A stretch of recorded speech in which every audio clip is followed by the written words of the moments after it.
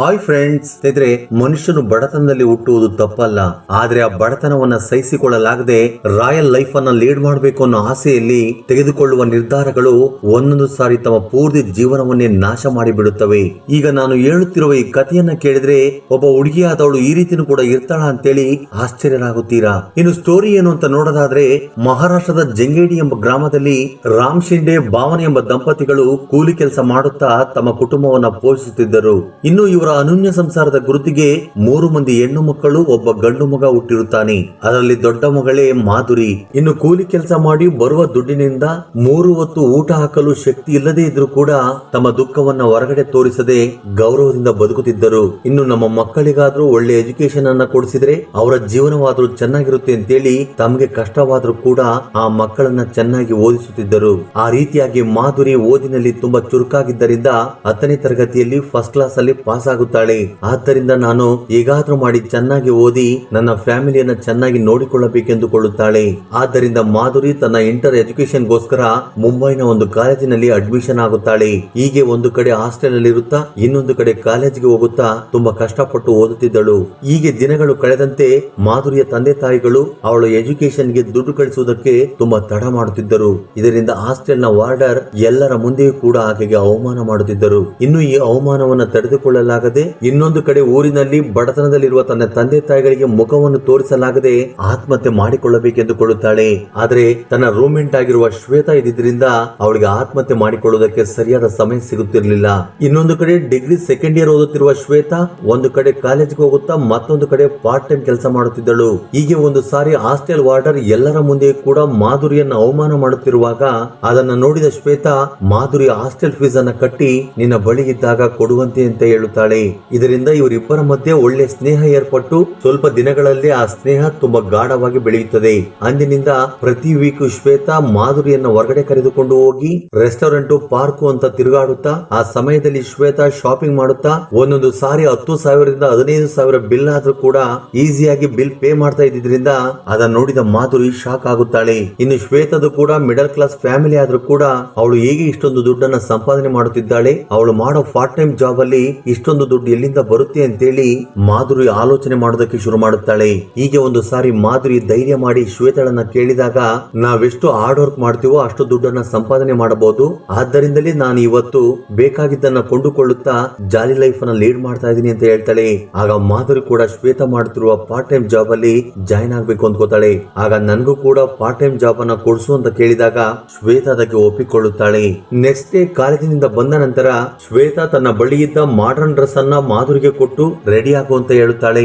ನಂತರ ಆಕೆಯನ್ನ ಬಾದ್ರದಲ್ಲಿರುವ ಚಾಂದಿನಿ ಬಾರ್ಗೆ ಕರೆದುಕೊಂಡು ಹೋದಾಗ ಅದರಲ್ಲಿ ತುಂಬಾ ಮಂದಿ ಹುಡುಗಿಯರು ಡ್ಯಾನ್ಸ್ ಮಾಡುತ್ತಾ ಅಲ್ಲಿರುವ ಕಸ್ಟಮರ್ಸ್ ಗಳನ್ನ ತನ್ನ ಅಂದದಿಂದ ಆಕರ್ಷಣೆ ಮಾಡುತ್ತಾ ದುಡ್ಡನ್ನ ಸಂಪಾದನೆ ಮಾಡುತ್ತಿದ್ದಾರೆ. ಇದನ್ನ ನೋಡಿದ ಮಾಧುರಿ ಭಯ ಬಿದ್ದು ನಾನು ಆ ಕೆಲಸವನ್ನ ಮಾಡುವುದಿಲ್ಲ ಎಂದು ಹೇಳಿದಾಗ ಅದಕ್ಕೆ ಶ್ವೇತಾ, ನನ್ನ ಹಾಗೆ ಲಕ್ಸುರಿ ಲೈಫ್ ಅನ್ನ ಲೀಡ್ ಮಾಡಬೇಕು ಅಂದ್ರೆ ನಾನು ಹೇಳಿದಂತೆ ಮಾಡಿದ್ರೆ ಸಾಕು, ಇಲ್ಲಿ ಕೆಲವು ಗಂಟೆಗಳ ಕಾಲ ಕೆಲಸ ಮಾಡಿದ್ರೆ 1,000 ರೂಪಾಯಿಗಳನ್ನ ಸಂಪಾದನೆ ಮಾಡಬಹುದು ಅಂತ ಹೇಳಿ ಶ್ವೇತಾ ಡ್ಯಾನ್ಸ್ ಫ್ಲೋರ್ ಹತ್ತಿರ ಹೋಗಿ ಡ್ಯಾನ್ಸ್ ಮಾಡುತ್ತಾ ತನ್ನ ಕಣ್ಣ ನೋಟದಿಂದ 45 ವರ್ಷದ ಪುರುಷನನ್ನ ಆಕರ್ಷಿಸುತ್ತಾಳೆ.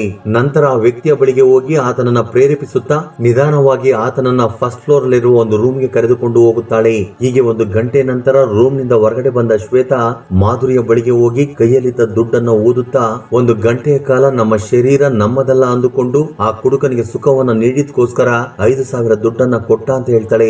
ಉಸಿರಿರುವವರೆಗೂ ಈ ಕೆಲಸವನ್ನ ಮಾಡ್ತಾ ಇದ್ರೆ ಎಷ್ಟು ದುಡ್ಡನ್ನು ಬೇಕಾದ್ರೂ ಸಂಪಾದನೆ ಮಾಡಬಹುದು ಅಂತ ಹೇಳ್ತಾಳೆ. ಆದ್ದರಿಂದ 2 ವರ್ಷಗಳಿಂದಲೂ ಕೂಡ ನಾನು ಈ ಕೆಲಸವನ್ನ ಮಾಡುತ್ತಿದ್ದೇನೆ. ಊರಲ್ಲಿರುವ ನನ್ನ ತಂದೆ ತಾಯಿಗಳಿಗೆ ಕಷ್ಟ ಕೊಡದೆ ಒಳ್ಳೆ ದುಡ್ಡನ್ನ ಸಂಪಾದನೆ ಮಾಡುತ್ತಾ ಲೈಫ್ ಅನ್ನ ಎಂಜಾಯ್ ಮಾಡ್ತಾ ಇದ್ದೀನಿ ಅಂತ ಹೇಳ್ತಾಳೆ. ಅದನ್ನು ಕೇಳಿದ ಮಾಧುರಿ ಶಾಕ್ ಆಗಿ ಏನ್ ಮಾಡ್ಬೇಕು ಅಂತ ಗೊತ್ತಾಗದೆ ಆಲೋಚನೆ ಮಾಡೋದಕ್ಕೆ ಶುರು ಮಾಡ್ತಾಳೆ. ಆಗ ಮಾಧುರಿ ತುಂಬಾ ಆಲೋಚನೆ ಮಾಡಿ ನನ್ನ ಓದಿನ ಖರ್ಚನ್ನ ನನ್ನ ತಂದೆ ತಾಯಿಗಳು ಕಟ್ಟುವುದಕ್ಕಾಗುವುದಿಲ್ಲ, ನಾನೇ ದುಡ್ಡನ್ನ ಸಂಪಾದನೆ ಮಾಡಬೇಕು ಅಂತೇಳಿ ಡಿಸೈಡ್ ಆಗುತ್ತಾಳೆ. ಆ ನಂತರ 2 ದಿನಗಳು ಕಳೆದ ಮೇಲೆ ಮಾಧುರಿ ಶ್ವೇತಳೊಂದಿಗೆ ಚಾಂದಿನಿ ಬಾರ್ಗೆ ಹೋಗಿ ಡ್ಯಾನ್ಸ್ ಮಾಡುತ್ತಾ ತನ್ನ ಲುಕ್ಸ್ ನಿಂದ 65 ವರ್ಷದ ಮುದುಕನನ್ನ ಆಕರ್ಷಣೆ ಮಾಡುತ್ತಾಳೆ. ಹೀಗೆ ಅವನನ್ನ ಪ್ರೇರೇಪಿಸುತ್ತಾ ಆತನನ್ನ ಫಸ್ಟ್ ಫ್ಲೋರ್ ನಲ್ಲಿರುವ ಒಂದು ರೂಮ್ ಗೆ ಕರೆದುಕೊಂಡು ಹೋಗುತ್ತಾಳೆ. ಆದ್ರೆ ರೂಮ್ ಒಳಗಡೆ ಹೋದ್ಮೇಲೆ ಕಸ್ಟಮರ್ ಜೊತೆ ಯಾವ ರೀತಿ ಬಿಹೇವ್ ಮಾಡಬೇಕು ಅಂತ ಗೊತ್ತಿಲ್ಲದೆ ಆ ವ್ಯಕ್ತಿ ನಿನ್ನ ರೇಟ್ ಎಷ್ಟು ಅಂತ ಕೇಳಿದಾಗ ಭಯದಿಂದ 3,000 ಅಂತ ಹೇಳ್ತಾಳೆ.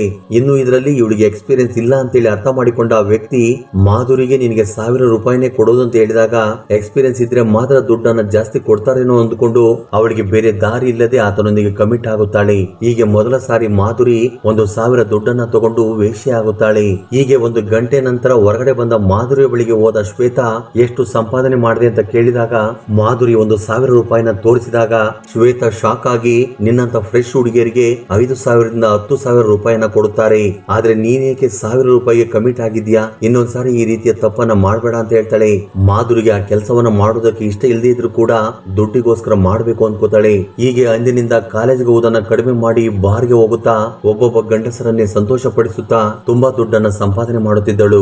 ಹೀಗೆ ದಿನಗಳು ಕಳೆದಂತೆ ಮಾಧುರಿ ಸಂಪಾದನೆಯ ಜೊತೆಗೆ ಶೃಂಗಾರಕ್ಕೆ ದಾಸಿ ಆಗುತ್ತಾಳೆ. ಹೀಗೆ ದಿನಕ್ಕೆ 4ರಿಂದ 5 ಮಂದಿಯೊಂದಿಗೆ ಹೋಗುತ್ತಾ ದುಡ್ಡನ್ನ ಚೆನ್ನಾಗಿ ಸಂಪಾದನೆ ಮಾಡುತ್ತಾ ಮಾಧುರಿ ಶ್ವೇತಾ ಹಾಸ್ಟೆಲ್ ಅನ್ನ ಬಿಟ್ಟು ಒಂದು ಅಪಾರ್ಟ್ಮೆಂಟ್ ಅನ್ನ ಬಾಡಿಗೆಗೆ ತಗೊಂಡು ಅದರಲ್ಲಿ ಇರೋದಕ್ಕೆ ಶುರು ಮಾಡುತ್ತಾರೆ. ಇದಾದ ನಂತರ ಫಸ್ಟ್ ಕ್ಲಾಸ್ ಸ್ಟೂಡೆಂಟ್ ಆಗಿದ್ದ Madhuri second year inter exam ನಲ್ಲಿ ಫೇಲ್ ಆಗುತ್ತಾಳೆ. ಆದ್ರೆ ಈ ವಿಷಯವನ್ನ ತನ್ನ ತಂದೆ ತಾಯಿಗೆ ಹೇಳುತ್ತಿರಲಿಲ್ಲ. ಹೀಗೆ ಇವರಿಬ್ಬರು ಪಬ್ಗೆ ಹೋಗುತ್ತಾ ಸ್ಮೋಕು ಡ್ರಿಂಕ್ಸ್ ಅನ್ನ ಅಭ್ಯಾಸ ಮಾಡಿಕೊಂಡು ಬರೋ ಕಸ್ಟಮರ್ಸ್ ಅನ್ನ ತನ್ನ ಬುಟ್ಟಿಗೆ ಹಾಕಿಕೊಂಡು ನಂತರ ಅವರನ್ನ ತನ್ನ ಫ್ಲಾಟ್ ಗೆ ಕರೆದುಕೊಂಡು ಹೋಗಿ ಅವರಿಂದ 10,000ದಿಂದ 20,000ವರೆಗೂ ವಸೂಲಿ ಮಾಡುತ್ತಿದ್ದರು. ಹೀಗಾಗಿ ಇವರ ಫ್ಲಾಟ್ ಗೆ ಹುಡುಗರು, ಅಂಕಲ್ಗಳು, ಮುದುಕರು ಬರುತ್ತಿರುವುದನ್ನ ಪಕ್ಕದ ಅಪಾರ್ಟ್ಮೆಂಟ್ ನವರು ನೋಡಿ ಅವರಿಗೆ ಅನುಮಾನ ಬರುತ್ತದೆ. ನಂತರ ಅವರು ಪೊಲೀಸ್ನವರಿಗೆ ಇನ್ಫಾರ್ಮ್ ಮಾಡಿದಾಗ ಪೊಲೀಸ್ನವರು ಮಾಧುರಿಯ ಅಪಾರ್ಟ್ಮೆಂಟ್ ಮೇಲೆ 2 ದಿನಗಳ ಕಾಲ ನಿಗಾ ಇಡುತ್ತಾರೆ. ಹೀಗೆ ಒಂದು ಸಾರಿ 4 ಮಂದಿ ಹುಡುಗರನ್ನ ಅಪಾರ್ಟ್ಮೆಂಟ್ ಗೆ ಕರೆದುಕೊಂಡು ಹೋದ ಮಾಧುರಿ ಶ್ವೇತಾ ಚಿಕ್ಕದಾಗಿ ಒಂದು ಪಾರ್ಟಿಯನ್ನು ಅರೇಂಜ್ ಮಾಡಿ ಅವರಿಗೆ ಸಂತೋಷ ನೀಡುವುದಕ್ಕೆ ಶುರು ಮಾಡುತ್ತಾರೆ. ಇನ್ನು ಇದೇ ಸಮಯಕ್ಕೋಸ್ಕರ ವೇಟ್ ಮಾಡುತ್ತಿದ್ದ ಪೊಲೀಸ್ನವರು ತಕ್ಷಣ ಹೋಗಿ ಮಾಧುರಿಯ ಅಪಾರ್ಟ್ಮೆಂಟ್ ನ ಡೋರ್ ಅನ್ನ ಬಡಿದಾಗ ಡ್ರಿಂಕ್ಸ್ ನ ಮತ್ತಿನಲ್ಲಿದ್ದ ಶ್ವೇತಾ ಡೋರ್ ಅನ್ನು ಹೋಗಿ ಓಪನ್ ಮಾಡಿ ನೋಡಿದಾಗ ಅವರನ್ನ ನೋಡಿ ಶಾಕ್ ಆಗುತ್ತಾಳೆ. ಆಗ ರೂಮ್ಗೆ ಹೋದ ಪೊಲೀಸ್ನವರು 4 ಮಂದಿ ಹುಡುಗರು, ಶ್ವೇತಾ ಮತ್ತು ಮಾಧುರಿ 40,000 ದುಡ್ಡಿನೊಂದಿಗೆ ಅವರನ್ನ ಕರೆದುಕೊಂಡು ಸ್ಟೇಷನ್ಗೆ ಹೋಗುತ್ತಾರೆ. ಆಗ ಪೊಲೀಸ್ನವರು ಅವರ ತಂದೆ ತಾಯಿಗಳು ಎಲ್ಲರಿಗೂ ಕೂಡ ಕಾಲ್ ಮಾಡಿ ಸ್ಟೇಷನ್ಗೆ ಬನ್ನಿ ಅಂತ ಹೇಳಿದಾಗ ಆಗ ಮಾಧುರಿಗೆ ಏನ್ ಮಾಡ್ಬೇಕು ಅಂತ ಗೊತ್ತಾಗದೆ ನನಗೆ ತಂದೆ ತಾಯಿ ಇಲ್ಲ ಅಂತ ಹೇಳುತ್ತಾಳೆ. ಆದ್ರೆ ಅದೇ ಸಮಯಕ್ಕೆ ಮಾಧುರಿಯ ತಾಯಿ ಮಾಧುರಿಗೆ ಕಾಲ್ ಮಾಡಿದಾಗ ಪೊಲೀಸ್ ಕಾನ್ಸ್ಟೇಬಲ್ ಆ ಫೋನ್ ಅನ್ನ ರಿಸೀವ್ ಮಾಡಿ ನಿಮ್ಮ ಮಗಳು ಎಲ್ಲಿದ್ದಾಳೆ ಎಂದು ಕೇಳಿದಾಗ ಅದಕ್ಕೆ ಆ ತಾಯಿ ನನ್ನ ಮಗಳು ಮುಂಬೈನಲ್ಲಿ ಇಂಟರಿಂಗ್ ಓದುತ್ತಿದ್ದಾಳೆ ಎಂದು ಹೇಳಿದಾಗ ಆಗ ಪೊಲೀಸ್ನವರು ಮುಂಬೈನಲ್ಲಿರುವ ಬಾಂದ್ರಾ ಪೊಲೀಸ್ ಸ್ಟೇಷನ್ಗೆ ಇಮಿಡಿಯೇಟ್ ಆಗಿ ಬನ್ನಿ ಎಂದು ಹೇಳುತ್ತಾರೆ. ಇನ್ನು ಗಾಬರಿಯಿಂದ ಓಡಿ ಬಂದ ಮಾಧುರಿಯ ತಂದೆ ತಾಯಿಗಳಿಗೆ ಪೊಲೀಸ್ನವರು ನಡೆದ ವಿಷಯವನ್ನ ಹೇಳಿದಾಗ ತುಂಬಾ ಗೌರವದಿಂದ ಬದುಕಿದ್ದ ಆ ತಂದೆ ತಾಯಿಗಳಿಗೆ ಆಕಾಶ ಬಂದು ತಲೆ ಮೇಲೆ ಬಿದ್ದಾಗೆ ಆಗುತ್ತೆ. ಇನ್ನು ಏನು ಮಾಡಕ್ಕಾಗದೆ ಪೊಲೀಸ್ನವರ ಕೈಕಾಲು ಹಿಡಿದು ಬೇಡಿಕೊಂಡು ಮಗಳನ್ನ ಬಿಟ್ರೆ ಊರಿಗೆ ಕರೆದುಕೊಂಡು ಹೋಗ್ತೀವಿ ಬಿಡಿ ಎಂದು ಕೇಳಿಕೊಂಡಾಗ ಪೊಲೀಸ್ನವರು ಮಾಧುರಿಯ ತಂದೆ ತಾಯಿಗಳನ್ನು ನೋಡಿ ಕರುಣೆಯಿಂದ ಮಾಧುರಿಯನ್ನ ಬಿಡುತ್ತಾರೆ. ನಂತರ ಮಾಧುರಿಯನ್ನ ಮನೆಗೆ ಕರೆದುಕೊಂಡು ಹೋಗಿ ನಮ್ಮ ಗೌರವವನ್ನ ಕಳೆದು ಹಾಕಿದೆ ಅಂತೇಳಿ ಒಡೆದು ಬೈದು ಹೀಗೆ ಇವಳನ್ನ ಬಿಟ್ರೆ ಊರಲ್ಲಿ ನಾವು ತಲೆ ಎತ್ಕೊಂಡು ಓಡಾಡೋದಿಕ್ಕೆ ಆಗೋದಿಲ್ಲ ಅಂತೇಳಿ ಮಾಧುರಿಗೆ ಮದುವೆ ಮಾಡಬೇಕು ಅಂತೇಳಿ ಫಿಕ್ಸ್ ಆಗುತ್ತಾರೆ. ಹೀಗೆ ಹುಡುಗನನ್ನ ಹುಡುಕುವ ಸಮಯದಲ್ಲಿ ಡ್ರಿಂಕ್ಸ್, ಸ್ಮೋಕು, ಸೆಕ್ಸ್ ಗೆ ದಾಸಿಯಾಗಿದ್ದ ಮಾಧುರಿ ತನ್ನ ಕಾಮ ಕೋರಿಕೆಗಳನ್ನ ಕಂಟ್ರೋಲ್ ಮಾಡಿಕೊಳ್ಳಲಾಗದೆ ಹೋಗುತ್ತಾಳೆ. ಇನ್ನು ಇದೇ ಸಮಯದಲ್ಲಿ ಪಕ್ಕದ ಊರಿನಲ್ಲಿ ಪ್ರೈವೇಟ್ ಕಂಪನಿಯಲ್ಲಿ ಕೆಲಸ ಮಾಡುತ್ತಿರುವ ಜಗದೀಶ್ ಎಂಬ ವ್ಯಕ್ತಿಗೆ ಈಕೆಯನ್ನ ಕೊಟ್ಟು ಮದುವೆ ಮಾಡುತ್ತಾರೆ. ಸ್ವಲ್ಪ ದಿನಗಳ ಕಾಲ ಎಲ್ಲವೂ ಕೂಡ ಚೆನ್ನಾಗಿ ನಡೆದ್ರು ಜಗದೀಶ್ ಬೆಳಿಗ್ಗೆ 7 ಗಂಟೆಗೆ ಆಫೀಸ್ಗೆ ಹೋದ್ರೆ ರಾತ್ರಿ 7 ಗಂಟೆಗೆ ಮನೆಗೆ ಬರ್ತಾ ಇದರಿಂದ ಅಲ್ಲಿಯವರೆಗೂ ಮಾಧುರಿ ತನ್ನ ಕೋರಿಕೆಗಳನ್ನ ಕಂಟ್ರೋಲ್ ಮಾಡಿಕೊಳ್ಳಲಾಗದೆ ಮತ್ತೆ ತನ್ನ ಹಳೆಯ ದಾರಿಯನ್ನ ಹಿಡಿಯುತ್ತಾಳೆ. ಊರಲ್ಲಿ ಕೆಲವರ ಬಳಿ ದುಡ್ಡನ್ನ ತಗೊಂಡು ಅಫೇರ್ ನಡೆಸುವುದಕ್ಕೆ ಶುರು ಮಾಡುತ್ತಾಳೆ. ಇನ್ನು ಗಂಡ ಆಫೀಸ್ಗೆ ಹೋದ ತಕ್ಷಣ ಅವರಿಗೆ ಕಾಲ್ ಮಾಡಿ ಕರೆಸಿಕೊಂಡು ಒಬ್ಬರಾದ ನಂತರ ಒಬ್ಬರಾಗೆ ಅವರ ಜೊತೆ ಏಕಾಂತವಾಗಿ ಕಳೆಯುತ್ತಿದ್ದಳು. ಹೀಗೆ ಕೆಲವು ದಿನಗಳಲ್ಲೇ ಮಾಧುರಿಯ ಬಗ್ಗೆ ಆ ಊರಿನಲ್ಲಿ ಎಲ್ಲರಿಗೂ ಕೂಡ ಗೊತ್ತಾಗುತ್ತದೆ. ಹೀಗೆ ಸೀಕ್ರೆಟ್ ಆಗಿ 6 ತಿಂಗಳ ಕಾಲ ಮಾಧುರಿ ಮೇಂಟೈನ್ ಮಾಡಿದ್ರು ಕೂಡ ಹೀಗೆ ಒಂದು ಸಾರಿ ಜಗದೀಶ್ ಆಫೀಸಿನಿಂದ ಬೇಗ ಮನೆಗೆ ಬಂದಾಗ ಮಾಧುರಿ ಆ ಊರಿನ ಗೌಡನೊಂದಿಗೆ ಕ್ಲೋಸ್ ಆಗಿರುವುದನ್ನ ನೋಡಿ ಇನ್ನು ಇದೇ ವಿಷಯದ ಬಗ್ಗೆ ಹೆಂಡತಿಗೆ ಉಗಿದು ಉಪ್ಪಾಕಿದಾಗ ಇದರಿಂದ ಕೋಪಗೊಂಡ ಮಾಧುರಿ ನನಗೆ ಸುಖ ಕೊಡೋ ದಮ್ಮು ನಿನಗೆ ಇಲ್ಲದೆ ಇದ್ರಿಂದ ನಾನು ಈ ರೀತಿ ಮಾಡ್ಬೇಕಾಯ್ತು ಅಂತೇಳಿ ಧೈರ್ಯವಾಗಿ ಹೇಳುತ್ತಾಳೆ. ಈ ಮಾತನ್ನು ಕೇಳಿದ ಜಗದೀಶ್ಗೆ ಹಾರ್ಟ್ ಬ್ರೇಕ್ ಆಗುತ್ತೆ. ಆಗ ತಕ್ಷಣ ಮಾಧುರಿಯನ್ನ ಅವಳ ತಂದೆ ತಾಯಿ ಬಳಿ ಕಳುಹಿಸಿ ಡೈವರ್ಸ್ ಅನ್ನು ಕೂಡ ಕೊಡುತ್ತಾನೆ. ಆದ್ರೆ ಇದರ ಬಗ್ಗೆ ತಲೆ ಕೆಡಿಸಿಕೊಳ್ಳದ ಮಾಧುರಿ ತನ್ನ ತಂದೆ ತಾಯಿ ಮನೆಯಲ್ಲೇ ಇರುತ್ತಾ ದುಡ್ಡಿಗೋಸ್ಕರ ಆ ಊರಿನ ಗಂಡಸರಿಗೆ ಸೇವೆ ಮಾಡೋದಕ್ಕೆ ಶುರು ಮಾಡುತ್ತಾಳೆ. ಇನ್ನು ಈ ವಿಷಯ ಅವರ ಹೆಂಡತಿಯರಿಗೆ ಗೊತ್ತಾಗಿ ಮಾಧುರಿಯ ಮನೆಯ ಮುಂದೆ ಬಂದು ಜಗಳ ಮಾಡೋದಕ್ಕೆ ಶುರು ಮಾಡುತ್ತಾರೆ. ಇದರಿಂದ ಮಾಧುರಿಯ ತಂದೆ ತಾಯಿಗಳು ಅವಳಿಗೆ ಬುದ್ಧಿ ಹೇಳುತ್ತಾ ಇದೆಲ್ಲ ಬೇಡ, ಇದರಿಂದ ನಮ್ಮ ಮಾನ ಮರ್ಯಾದೆ ಹೋಗ್ತಾ ಇದೆ, ಇದರಿಂದ ನಿಮ್ಮ ತಮ್ಮ ತಂಗಿಯರಿಗೂ ಕೂಡ ಮದುವೆ ಆಗುವುದಿಲ್ಲ ಅಂತ ಹೇಳಿದಾಗ ಮಾಧುರಿ ಸ್ವಲ್ಪ ದಿನಗಳ ಕಾಲ ಎಲ್ಲವನ್ನು ಬಿಟ್ಟರು ತನ್ನ ಕಾಮ ಕೋರಿಕೆಗಳನ್ನ ಕಂಟ್ರೋಲ್ ಮಾಡಿಕೊಳ್ಳಲಾಗದೆ ಊರಿಂದಾಚೆ ಜಮೀನಿನ ಬಳಿ ಹೋಗಿ ಶೃಂಗಾರ ನಡೆಸುವುದಕ್ಕೆ ಶುರು ಮಾಡುತ್ತಾಳೆ. ಇನ್ನು ಇದೇ ಸಮಯದಲ್ಲಿ ಮಾಧುರಿಯ ಆರೋಗ್ಯ ಕ್ಷೀಣಿಸಿದ್ದರಿಂದ ಅವಳ ತಂದೆ ತಾಯಿಗಳು ಡಾಕ್ಟರ್ ಬಳಿ ಕರೆದುಕೊಂಡು ಹೋದಾಗ ಮಾಧುರಿ ಪ್ರೆಗ್ನೆಂಟ್ ಆಗಿದ್ದಾಳೆ ಎಂದು ಗೊತ್ತಾಗಿ ಶಾಕ್ ಆಗುತ್ತಾರೆ. ಇನ್ನು ಗಂಡ ಬಿಟ್ಟು 1 ವರ್ಷದ ನಂತರ ಮಗಳು ಪ್ರೆಗ್ನೆಂಟ್ ಆಗಿದ್ದಾಳೆ ಎಂದು ಗೊತ್ತಾದ್ರೆ ಊರಲ್ಲಿ ನಗ್ತಾರೆ. ಆ ಪಿಂಡವನ್ನ ಕರಗಿಸುವಂತ ಹೇಳಿದಾಗ ಅದಕ್ಕೆ ಡಾಕ್ಟರ್ 3 ದಿನಗಳ ನಂತರ ನಂತರ ಮತ್ತೆ ಹಾಸ್ಪಿಟಲ್ಗೆ ಕರೆದುಕೊಂಡು ಬನ್ನಿ ಎಂದು ಹೇಳುತ್ತಾರೆ. ಹೀಗೆ ಮನೆಗೆ ಕರೆದುಕೊಂಡು ಬಂದ ತಂದೆ ತಾಯಿಗಳು ಮಗಳ ಭವಿಷ್ಯದ ಬಗ್ಗೆ ಆಲೋಚನೆ ಮಾಡೋದಕ್ಕೆ ಶುರು ಮಾಡುತ್ತಾರೆ. ಇದಾದ ನಂತರ ಮತ್ತೆ ಮಾಧುರಿ ಫ್ರೆಂಡ್ ಅನ್ನ ಮೀಟ್ ಮಾಡಿ ಬರ್ತೀನಿ ಅಂತೇಳಿ ಒಬ್ಬ ಪುರುಷನೊಂದಿಗೆ ಲೈಂಗಿಕವಾಗಿ ಸೇರುವ ಸಮಯದಲ್ಲಿ ಆತನ ಹೆಂಡತಿ ಮಾಧುರಿಯನ್ನ ಕರೆದುಕೊಂಡು ಅವಳ ಮನೆಗೆ ಬರುತ್ತಾಳೆ. ಹೀಗೆ ಮಾಧುರಿಯನ್ನ ಒಡೆಯುತ್ತಾ ಬೈಯುತ್ತಾ ಅವಳ ಕುಟುಂಬವನ್ನು ಅವಮಾನ ಮಾಡಿದ್ದರಿಂದ ಮಾಧುರಿಯ ತಂದೆ ರಾಮ್ ಶಿಂಡೆ ಮಾನಸಿಕವಾಗಿ ಕುಗ್ಗಿ ಹೋಗುತ್ತಾರೆ. ಇದಾದ ನಂತರ ರಾಮ್ ಶಿಂಡೆ ಕೆಲಸದ ಮೇಲೆ ಹೊರಗಡೆ ಹೋಗಿ ಬರ್ತೀನಿ ಅಂತ ಹೇಳಿ ಹೋಗಿ ಮನೆಗೆ ಮರಳಿ ಬರುವಾಗ ಬಿರಿಯಾನಿ, ಡ್ರಿಂಕ್ಸ್, ಸ್ವೀಟ್ ಅನ್ನ ತೆಗೆದುಕೊಂಡು ಬರುತ್ತಾರೆ. ಆದ್ರೆ ಅಷ್ಟೊತ್ತಿಗಾಗಲೇ ತನ್ನ ಹೆಂಡತಿ ಅಡುಗೆಯನ್ನ ಮಾಡಿದ್ದಾಳೆ ಎಂದು ತಿಳಿದುಕೊಂಡು ಅದನ್ನ ಬೆಳಿಗ್ಗೆ ತಿನ್ನೋಣ ಅಂತೇಳಿ ತನ್ನ ಹೆಂಡತಿ ಮಕ್ಕಳನ್ನ ಪಕ್ಕದಲ್ಲಿ ಕೂರಿಸಿಕೊಂಡು ಗ್ಲಾಸ್ ಅಲ್ಲಿ ಜ್ಯೂಸ್ ಅನ್ನ ಹಾಕಿ ಬಿರಿಯಾನಿಯನ್ನ ಕೊಡುತ್ತಾರೆ.